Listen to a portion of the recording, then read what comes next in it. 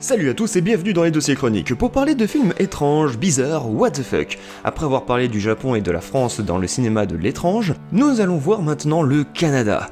Le but de la vidéo n'est pas de vous faire peur, mais de vous faire découvrir des films qui sortent de l'ordinaire. Mais d'abord, c'est quoi le cinéma de genre? Que ce soit du underground, de l'expérimental, du fantastique, de l'horreur ou de l'animation, ce sont des films qui sortent de l'ordinaire et qui, généralement, n'est pas vu par un large public. D'ailleurs, je vous conseille l'excellent documentaire de In the Panda, genre c'est du cinéma.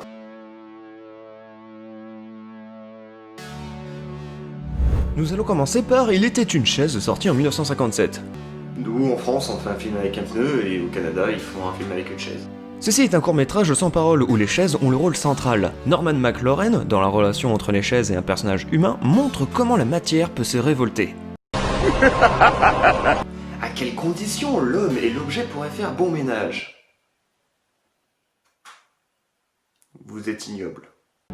Alors oui, c'est clairement expérimental, mais techniquement le film est assez impressionnant, car les mouvements sont créés à partir de pauses successives. C'est du stop motion. Et aussi étonnant que ça puisse paraître, le court-métrage a bien réussi, il a eu un prix spécial au British Academy Film and Television Art Award et au Canadian Film Award. C'est le genre de film qui joue sur l'interprétation, soit vous serez sensible, soit pas du tout. Mais pour seulement 10 minutes, vous aurez vu quelque chose de différent.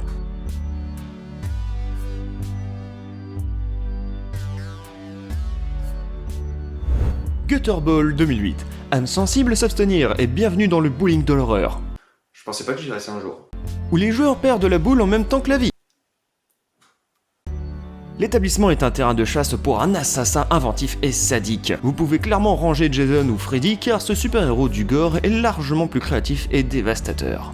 Le film part d'un postulat simple, créer un tueur inventif et absurde car clairement, personne ne tue ses victimes avec des quilles. Si vous cherchez un film qui vous dégoûte de l'humanité, de par sa sauvagerie et sa brutalité, vous l'avez. Vous aurez simplement envie de prendre une douche pour vous laver de cette horreur. Après, le film est une représentation du cliché du slasher moderne, avec de l'humour noir, de l'érotisme et beaucoup de sang. Mais il y a des trucs qui ne vont pas.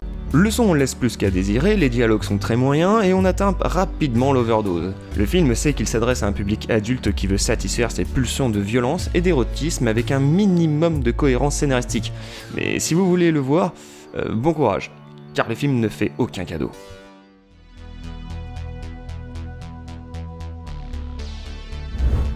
The Perfect Child of Satan 2012. Sarah, une jeune prostituée adepte de la domination, tombe amoureuse d'un garçon qu'elle n'a jamais vu, mais avec qui elle discute passionnément via internet. Ce dernier lui propose enfin de venir dans une chambre d'hôtel pour la rencontrer en vrai. Ce premier rendez-vous galant ne va pas se passer comme prévu pour la pauvre Sarah.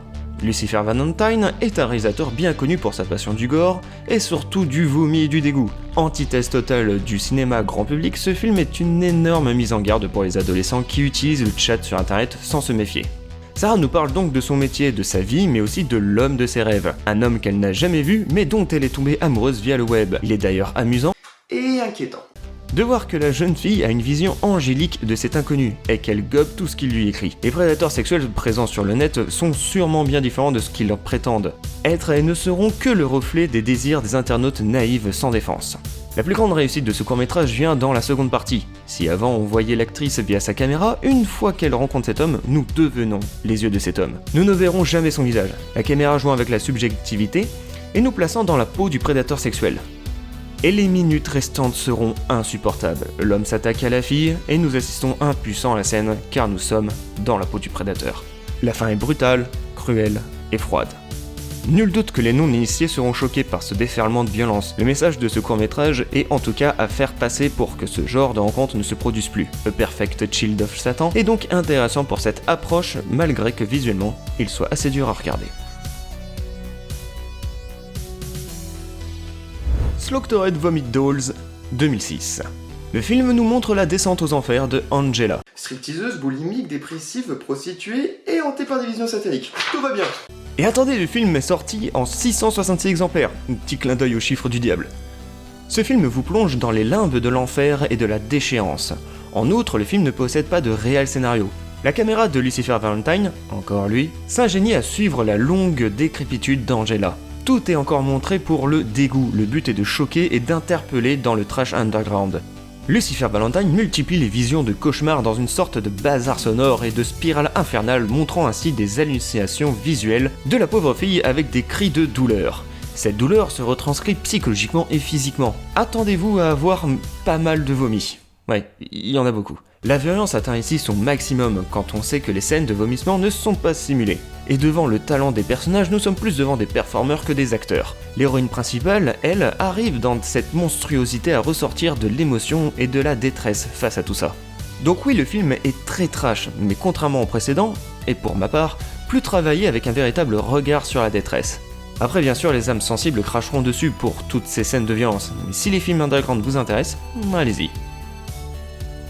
Le but de cette liste, encore une fois, n'est pas de montrer du doigt les abominations du cinéma, mais plutôt d'ouvrir la culture cinématographique. Vous pouvez ne pas aimer ces films, ou les thèmes abordés, mais je trouve qu'il est intéressant de noter, dans un monde cinématographique où la comédie ou la SF est plus qu'installée, que certains réalisateurs essaient de sortir des métrages qui sortent de l'ordinaire. Alors plutôt que de vous conforter sur ce que les grands studios veulent vous faire manger, découvrez le cinéma.